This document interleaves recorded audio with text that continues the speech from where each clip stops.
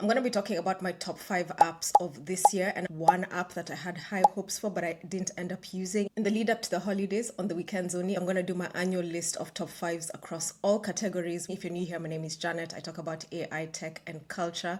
One of my favorite apps this year is Opal, which basically blocks your access to social media for specified periods.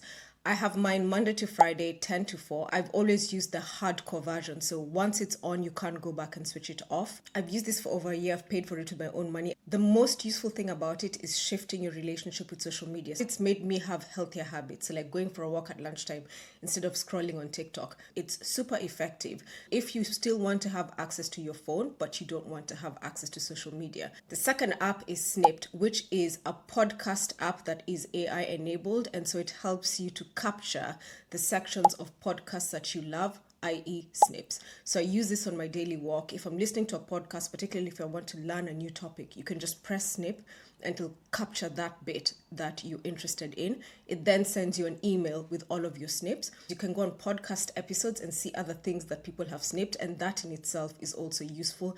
I have the free version. I think it's about £6 a month. I'll probably go back for the paid version. Granola is a fantastic app, and this is the third app on my list, and it's basically a note-taking app. I use it for desktop. I only downloaded it onto my mobile phone recently because for things like conferences, you can just put it on your mobile and it captures everything that's being said and makes a note for you. And that is super handy. Number 4 is tried and tested City Mapper app.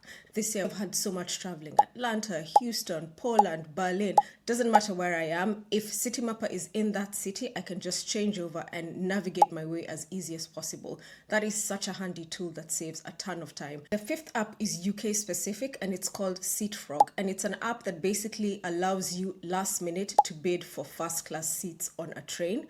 I was in Bradford on a weekend. I had to take a train back to London and I upgraded and I paid about £15 extra. But the cafeteria was shut. I was able to get food on the train. It's quiet. You can work, you can edit. So useful. I'm jumping in from the future because the one app that I had high hopes for that I didn't use is Brick. And the idea is you attach your phone to this brick. And so you have phone-free productivity and it connects to an app and it can block other things in it. The reason it didn't work for me is because I still need to have access to my phone while I'm working, and I found myself standing up to go and get my phone, and it was just not conducive.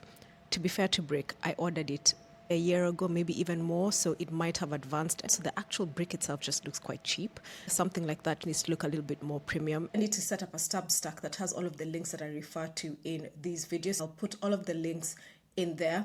What apps do you love? Let me know in the comments. I have a video coming out on lip products tomorrow, so I'll see you then.